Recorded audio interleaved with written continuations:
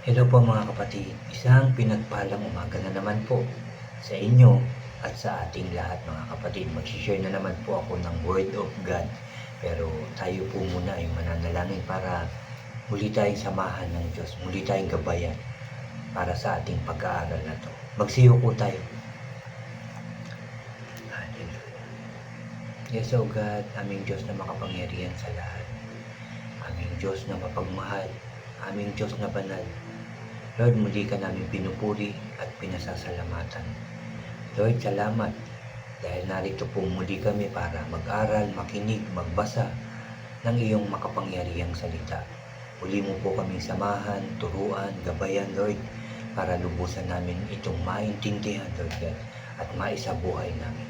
Lord, muli mo po akong samahan, turuan, para lahat po ng aking sasabihin ay galing lamang po sa iyong salita. Lord, salamat dahil naniniwala po kami na muli kang narito sa aming pag-aaral. Kaya po magtatagumpay na naman ang aming gawain ito. Salamat Lord, salamat Jesus, salamat Holy Spirit. Lord, muli pinupuri ka namin, pinasasalamatan, sinasamba ka namin sa tanging pangalan na aming Panginoong Hesus, na aming tagapagligtas. Lahat tayo ay magsabi ng Amen and Amen. At ito po ang aking channel.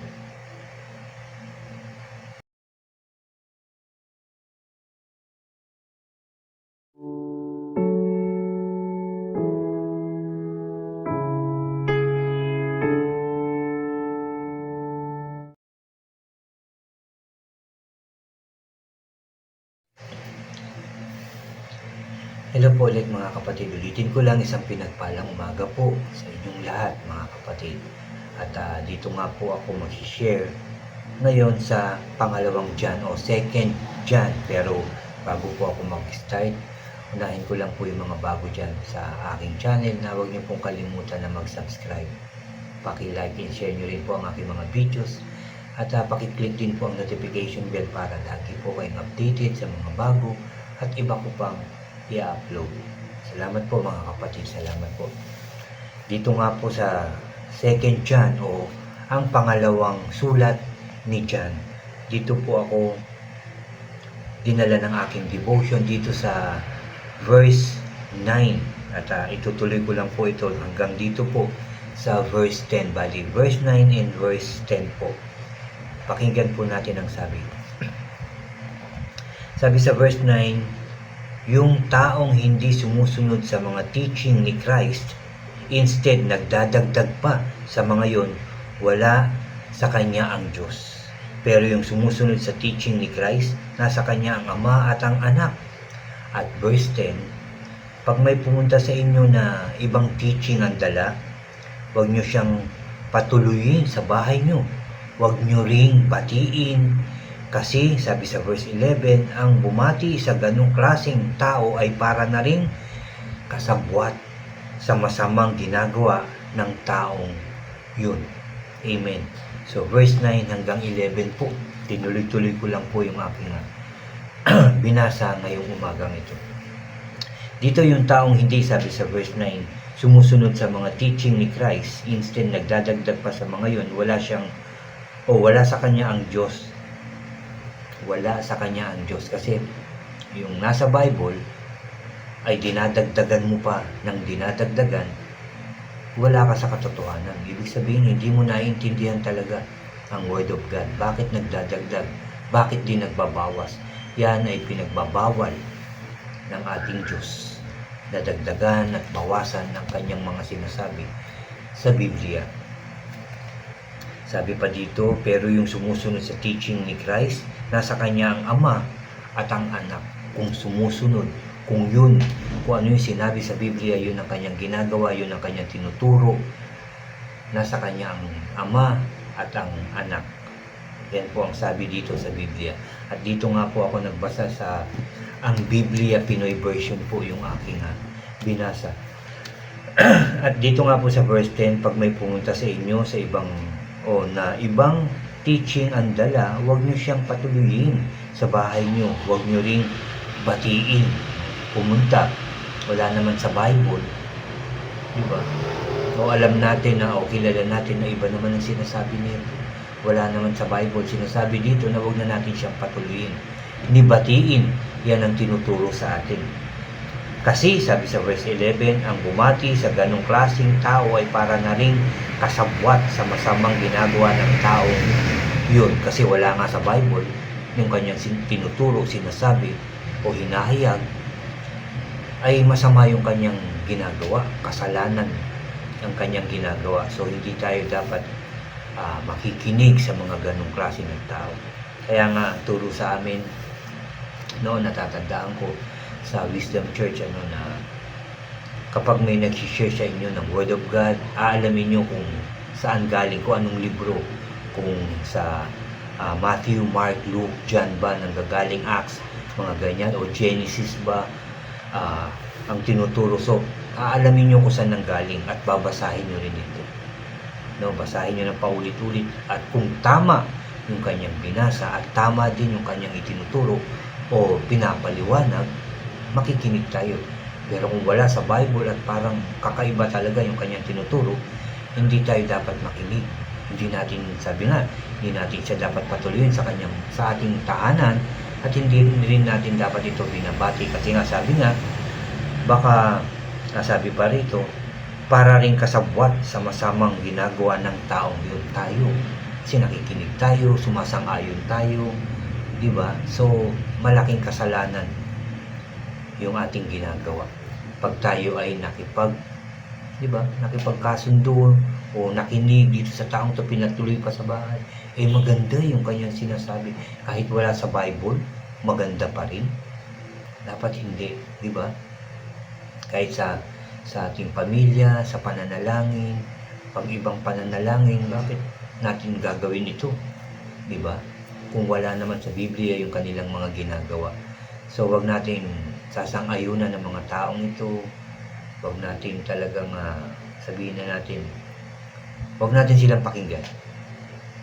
Babase tayo bilang mga Kristiyano, bilang mga born again Christian, nakabase yung ating pinag-aaralan, yung ating sinusunod, nakabase ito sa salita ng ating Diyos, nasa Biblia.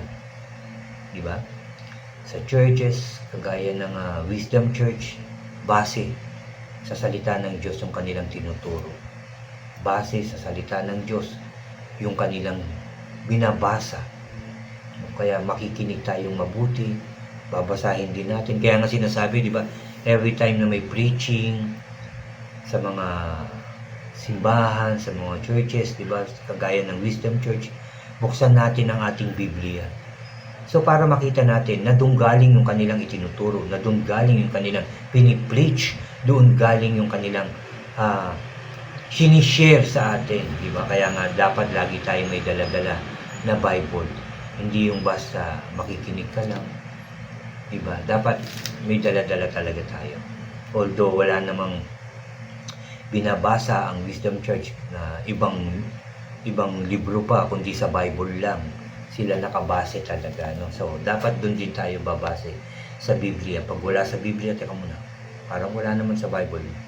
Hindi, nandiyan yan. Asan? Anong libro? Anong verse ito? Anong chapter ito? Diba? So hahanapin natin. Yun ang tinuturo sa atin. Yung taong hindi sumusunod sa mga teaching ni Christ, instead nagdadagdag pa, wala sa kanya ang Diyos. Pero yung sumusunod sa teaching ni Christ, nasa kanya ang Ama at ang Anak. Kasi nga, sinusunod natin ang salita ng Diyos. So, sumasa atin ang Ama at ang Anak at ang Espiritu na kaloob ng ating Diyos sa atin. At doon sa ating mga nababasa, sa ating mga napapakinggan sa mga preaching, ay dapat yan ay ating isinasabuhay din. Kasi ang Holy Spirit ang magpapaalala sa atin. Pag may mga pinagdadaanan tayo, di ba, sasabihin ng Holy Spirit sa atin, di ba may nabasa ka? Di ba may napag-aralan ka? Balikan mo, basahin mo. Ganyan. So doon tayo nakabase sa salita ng Diyos para mas malakas yung ating loob, mas malakas, mas tumibay yung ating pananampalataya sa ating Diyos. Doon tayo, ulitin ko lang, doon tayo babase sa salita ng ating Diyos. Hindi doon sa mga sabi-sabi lang ng ibang tao. Sabi-sabi lang na ganito wala naman sa Bible. Ito talagang dapat mong gawin, wala naman sa Bible. Huwag tayo dyan papanig. Huwag tayo dyan makikinig. Huwag tayo dyan susunod, mga kapatid, sa Bible. At pag hindi natin maintindihan yung pagbabasa natin, hihingi tayo ng tulong sa Diyos. Hihingi tayo ng tulong sa banal na Espiritu para lubusan nating maintindihan yung ating mga binabasa. Diyan tayo pupunta. At babalik-balikan natin. Hindi natin maintindihan, pray, basa ulit. Hindi pa rin, pray, basa ulit. Alam ko, tutulungan tayo ng Diyos para maintindihan natin. Para mai-share din natin ito ng tama at maayos sa ibang tao. Lalong-lalo na sa ating mga mahal sa buhay. At yan po ang tinuturo sa atin ng ating Diyos. Makikinig tayo sa teaching, sa salita ng ating Diyos, sa teaching ng ating Panginoong Hesus. Diyan tayo babase. Yan ang magbibigay sa atin ng lakas ng loob, katagumpayan sa ating buhay. Yan ang salita ng Diyos na magbibigay sa atin ng kaligtasan. Diyan din tayo magiging malapit sa ating Diyos. Magiging relation natin talaga, di ba? Magiging talagang close tayo sa Diyos pag makikinig tayo at isa sa buhay natin ang kanyang salita. Ulitin ko lang, yan po ang tinuturo sa atin ng Diyos. Babase tayo sa salita ng Diyos, hindi sa salita ng ibang tao. Salamat sa salita ng ating Diyos na ating napakinggan na naman ngayong umagang ito. Tinuruan na naman tayo ng Diyos, kinausap na naman tayo ng Diyos. Kaya lagi tayong magbabasa ng Bible, mga kapatid. Dahil sa pamamagitan niyan, kinakausap tayo ng Diyos. At tayo pag nanalangin, kinakausap naman natin ang ating Diyos. So ulitin ko lang, salamat sa salita ng ating Diyos na ating napakinggan ngayong umagang ito. At muli tayong mananalangin. Mga kapatid, kayo rin, sabihin nyo kung ano yung gusto nyo sabihin. Naniniwala ako na nakikinig ang Diyos ngayong oras na ito. Magsiyuko tayo.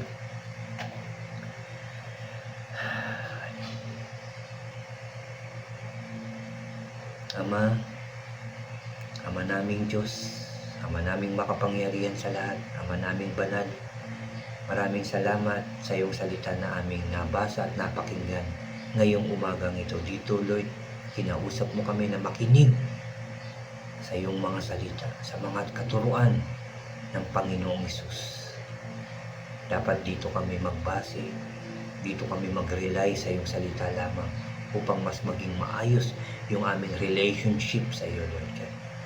Salamat po sa umagang ito, Lord, na tinuro mo sa amin na huwag kaming makikihalubilo sa mga maling katuruan, Lord God, sa maling teaching, O God. Huwag namin itong papasukin sa aming mga tahanan dahil ito ay paraan ng kalaban, ng kaaway, para kami mapalayo sa iyo, Lord. Kaya, Lord, I pray na ingatan mo ang bawat isa, gabayan mo at proteksyonan mo, Lord, na hindi na kami maligaw pa.